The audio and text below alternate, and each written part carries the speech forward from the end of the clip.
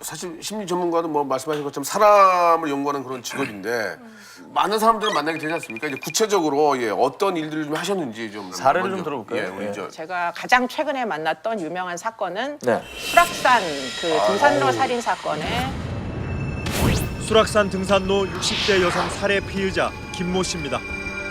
수차례 반복해 흉기로 찌르는 등 잔혹한 수법이었지만 범행 동기는 여전히 뚜렷하지 않습니다.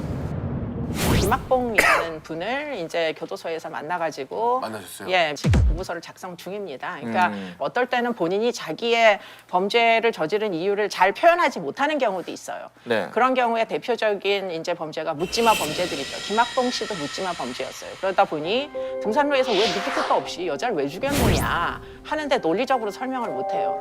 그러면 이제 그렇게 사람을 죽인 이유를 이제 찾아야 되는 거예요. 그 사람의 정신 세계에서 결국에는 그분은 이제 알코올 중독이 심해지다 보면 정신분열병 환자들 같은 증세가 동반이 되거든요. 일종의 네. 망상. 그렇기 때문에 그런 이제 등산로에 10일 동안 올라가서 밥을 못 먹으면은 정신이 멘탈이 다 붕괴가 와요. 아무리 멀쩡한 사람도. 결국 곡기를 끊고 있다가 망상이 심해져가지고 여자를 이제 등산을 하러 오신 분을 이제 죽이게 됐죠. 원래는 뭐 돈 뺏으려다가 뭐 살해했다 이런 식으로. 네, 열흘을 진술하지 않았어요? 굶다 보니까 네. 예, 돈도 필요했는데 문제는 살인 동기에 대해서 어떻게 제게 얘기를 하셨느냐. 귀신에 씌였다 이렇게 얘기를 하셨어요. 그러니까 아마도 귀신에 씌인 것 같은 그런 망상 상태에서 저질러졌던 것 같습니다.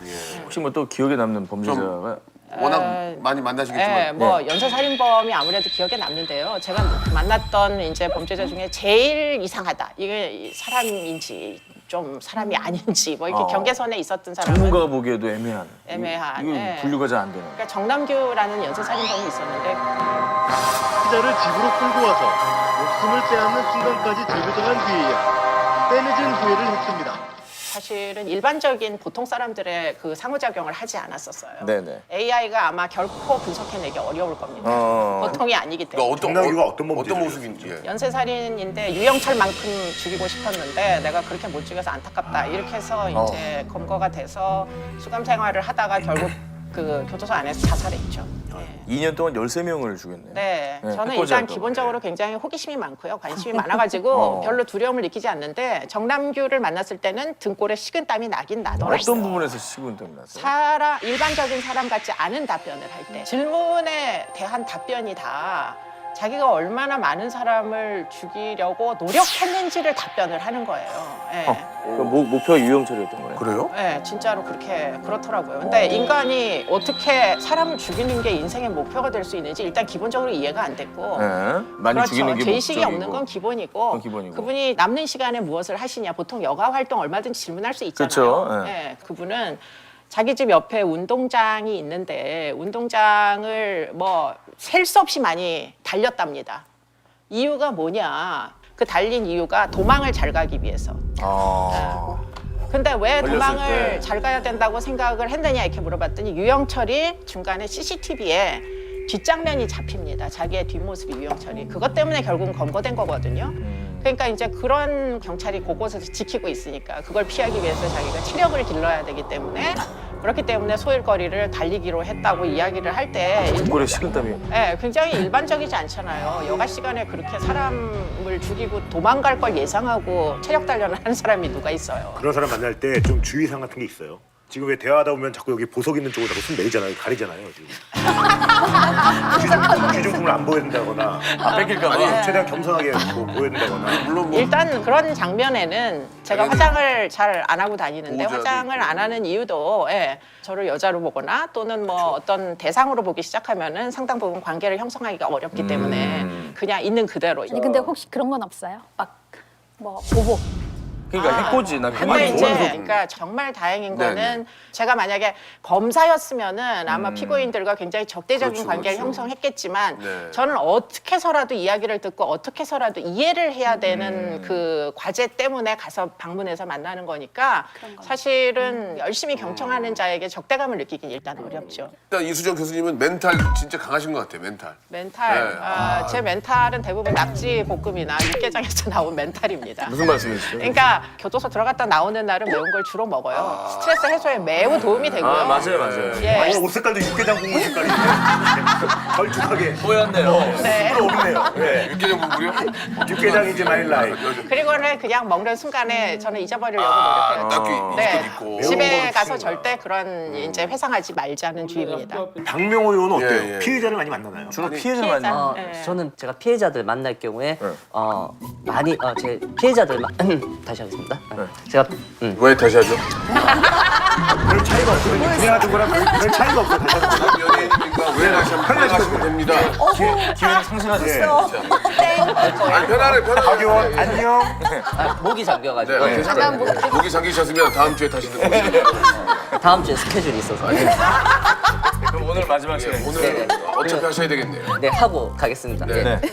대부분의 이런 피해자들을 제가 만났을 때 사건을 이야기하면 되게 싫어하세요. 그리고 어차피 또 먼저 형사들이 피해자 조사를 할 때 사건에 대해서 충분히 이야기를 하거든요. 그래서 저는 크게 그렇게 많은 이야기는 하지 않아요. 그냥 주로 들어주는 이야기. 이분들이 뭐가 힘든지, 뭐 상담이 필요한 건지 그런 이야기를 많이 들어주고 공감을 해주면 그분들이 마음을 스스로 여세요. 뭐 예를 들면 묻지마 어떤 그런 걸로 인해서 피해를 입은 피해자들 네, 묻지마 폭행 피해자도 그런 대상이 분들은 되죠. 어떻게 위로를 합니까? 그 가족들도 그렇고 어떻게 날벼락을 맞은 거 아니에요? 네네. 그런 아니 예를 들어서 우리 어떻게 노홍철 씨도 묻지마 폭행을 당한 적이 있잖아요. 그리고 저는 제가 경찰서에 갔을 때는 전혀 뭐 이런 요원이 안 계셨거든요. 그러니까 뭐 누가 이렇게 심리적으로 그 도와주는 어떤 매뉴얼이 있습니까? 어떻게 위로를 좀 해주시는지 궁금하거든요. 저희가 초기 상담 같은 걸 해서 이분들에게 맞는 상담자들을 뭐 다른 곳에 연결시켜 드리기도 하고요. 그리고 전문적인 네네. 분들, 예.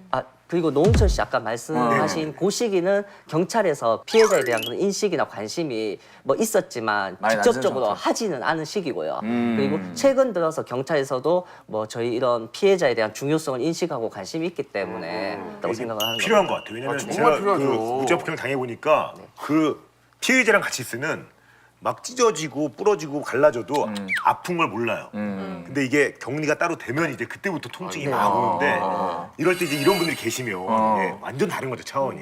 예. 아니 근데 너무 놀랐던 게 같이 이제 서로 이동을 하는데 차를 따로 격리시킬 줄 알았거든요. 차를 타고 가요. 근데 저를 앞자리에 앉히고 이분 제 뒤에 앉히더라고요. 근데 나중에 사회 가서 조사를 해봤더니 이분 주머니에서 칼이 나왔거든요. 그래서 제가 이제 무서워가지고 오히려 이제 내가 이제 이분한테 괜찮으세요? 예 오해가 있었던 게 맞죠? 이렇게 했는데 내가 만약 이렇게 갔으면 와 이 수갑 같은 것도 뭐 안 채우시고 요즘은 그런 게 많이 바뀌었죠. 그 노홍철 씨 사건 때 아마 담당 형사분이 물어보실 때 거의 뭐 조사식으로 하셨을 거예요. 맞아요. 예. 근데 지금은 그 일선 경찰들도 이렇게 볼 수 있는 피해자 보호 매뉴얼 같은 것도 저희가 만들거든요. 그래서 일반 경찰들도 이런 매뉴얼을 보고 어떻게 이야기를 해야 되는지, 어떤 말은 좀 삼가했으면 좋은지, 그리고 이분들의 마음을 좀 이해할 수 있게끔 저희가 그런 매뉴얼도 만들고 있습니다. 박 교수님은 아동 쪽 전문이시잖아요. 왕따를 처음으로 이제 외국학자한테 알렸다는 얘기. 굉장히 심각한 거 아니겠습니까? 네, 지금? 그게 예. 이제 우리나라 처음 96, 7년도에 이 왕따 해당되는 현상이 일어났어요. 근데 그때까지만 해도 왕따라는 용어가 없이 일본의 이지메가 한국에 도착했다라고 온 신문에 다 난 거예요. 아 맞아요, 기억나요. 네네, 그렇죠. 근데 제가 자료를 찾아봤더니 이미 외국에는 그와 같은 현상이 70년대부터 다 있었던 거예요. 그랬더니 나라마다 그 용어가 다 달라요. 그래서 뭐 불링이라고 우리가 보통 얘기하는데 이태리는 불리지모, 뭐 일본은 이지메. 그랬고 이제 그때 왕따라는 거는 그 심리학 용어가 아니었어요. 그래서 제가 어디 가서 얘기하면은 방송에서도 다시 말하라 그러고요. 뭐 중고등학교 선생님들은 저한테 메일도 와요. 전문가가 어떻게 왕따라는 비속어 막 은어를 쓰느냐. 그래서 제가 2000년대부터 그러니까 이태리, 뭐 스페인, 영국, 일본 그런 분들이 같이 학회를 하면서 거기 가서 이제 왕따, 우리나라가 제일 크게 전따도 있고 전교생이 다 따돌리는 전따. 잔따도 있고 이 얘기하면 반을 따돌림. 예, 너무너무 놀래요. 그러니까 그래서 이 왕창 따돌리는 예, 그래서 왕타 그러니까 WANG, TA 이렇게 해서 알리면서 그러한 거를 한 경우들이 많죠. 이 왕따 문제 굉장히 오래됐잖아요. 근데 지금 뭐 개선되긴커녕 더 아주 네. 악랄한 형태로 점점 예, 지나가다가 그 들었어요. 왕따는요 동물들에도 있어요. 네, 개미에도 여왕벌이 하나 있다르잖아요. 네. 아니래요. 여러 마리가 있는데 어. 일개미들이 여왕 하나를 모셔야지 자기네들이 편한 거예요. 그래서 살금머니 몇 개가 이렇게 생기면은 데려가가지고 어디다가 두고 온대요. 그러면 이 여왕개미는 거기서 길을 못 찾고 그래서 결국 왕따를 당해서 죽는 거죠. 하나 제거해버리는 네, 한 마리만 남겨놓는 거거든요. 그래서 어. 동물에게는 다 있어요. 왜냐하면 어떤 조직이 그 잘 굴러가려면 응집력이 필요하잖아요. 그런데 이 응집력을 높일 수 있는 한 가지 방법은 한 명을 왕따시켜요. 이제 홍철이 왜 저래?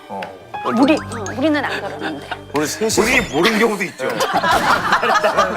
본인이 모르는 경우. 이럴 때 그게 되게 불편할 수도 있겠다. 되게 허무해요. 이럴 때 몇 년을 노력을 해도 차라리 모르는 게 나아요. 모르는 게 낫습니다. 알면 내가 잘못한 알면 저기 도태되잖아요. 대책도 없어. 그러니까 항상 애들 키워보면은 2명이 놀 땐 잘 놀다가요. 3명 되면은 맞아요. 꼭 한 명 물고 와요. 여행 가도 그래요. 3명이서 가면 친한 친구끼리 가도 똘똘 뭉치지. 결국은 둘이 그러니까 가고 하나. 모든 조직에는 이 왕따가 있게 마련이거든요. 그래서 이제 이거는 뭐 어떻게 바뀌 없어지지 어려워요. 않겠네요. 그러니까 본능 같은 거예요. 예, 인간도 동물이니까 그런 경쟁이 있는 곳은 뭐 개미 나라든 사람 나라든 있을 수밖에 없는데 그 많이 범죄자들을 만나면서 지금 이제서야 50대 중반에 깨달은 건 뭐냐면 인간과 동물의 경계선이 있다.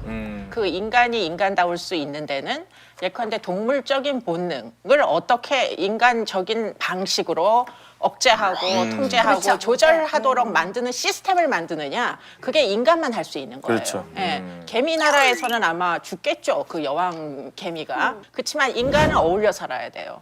여왕 개미 같은 사람도 살 수 있어야 되고 박명수 씨 같은 사람도 살 수 있어야 돼요. 예. 잘 살고 아니 있어요. 그러니까 그거예요. 그러니까 본능으로 다 갖고 있는데 소문 못 들으셨어요? 잘 살아요? 느낌 되게 왕따 개미 같아. 그러니까 개미 같아. 너무 왕따 개미. 너무 개미야. 저 땀이에요, 땀이. 땀이. 그래서 이 본능을 다 표출할 수는 없잖아요. 그러니까 야, 이러세요? 너무 어이가 없죠. 땀이 시키시는 거예요? 근데 옷 좀 벗으면 안 될까요? 갑자기 목숨을 저도 허락 받고 벗으세요. 죄송한 자리 좀 피해주세요. 못 벗으시네요. 아니 보지 마세요. 창피해요. 뭘 봐요, 지금? 아니 무슨 생각을 하시는 거예요, 또 이게? 말이 더 이상해요. 아니 난 아니 뭐예요, 지금? 아니 왕따가 저 뉴스에서 왜 이렇게 앵커들이 왕따 저기 해도 되나 싶었는데 그러니까 뭐 학술적인 용어네요 어떻게 보면. 심리학 용어 쓰고 심리학 있다. 용어 지금은 심리학 그 용어 사전에도 올라갔어요. 그래서 그 이제 그렇게 하니까 괜찮아요? 너무 산만하신 것 같아요. 집중 좀 해주세요. 아 잠깐 이제 빨리 집중 좀 해주세요. 이거. 빨리 끝내면 돼 빨리. 네, 필요합니다. 저는 실제적으로 관심이 많아가지고 너무 멋있어 보여서 알아봤거든요. 네. 어떻게 하면 내가 이걸 전문적으로 할 수 있는지. 근데 네 분은 다 심리를 전공하셨죠, 심리학을. 네, 심리학을 학부에서 전공을 할 때까지는 제가 무슨 일을 하게 될지 뭘 원하는지 전혀 몰랐어요. 지금 하는 일은 경기대학교라는 지금 직장에 가게 되면서 이제 이 일을 시작을 했다 이렇게 보는 게 맞을 거고 그때 이제 경기대학교에서 저한테 했던 거는 수천 명의 범죄자 자료를 주고 그 중에 어떤 한 이제 사람이 저의 주목을 끌었고 그 사람이 성범죄 전과 13범이었어요. 네. 그래서 이제 그때 제가 느꼈던 거는 심리학자인데 심리학의 연구 대상을 단 한 번도 만나보지 않고 어떻게 연구를 계속할 수 있겠느냐 이 생각을 가지고 이제 법무부의 그 성범죄 13범인 전과자, 그러니까 그때는 수용자였죠.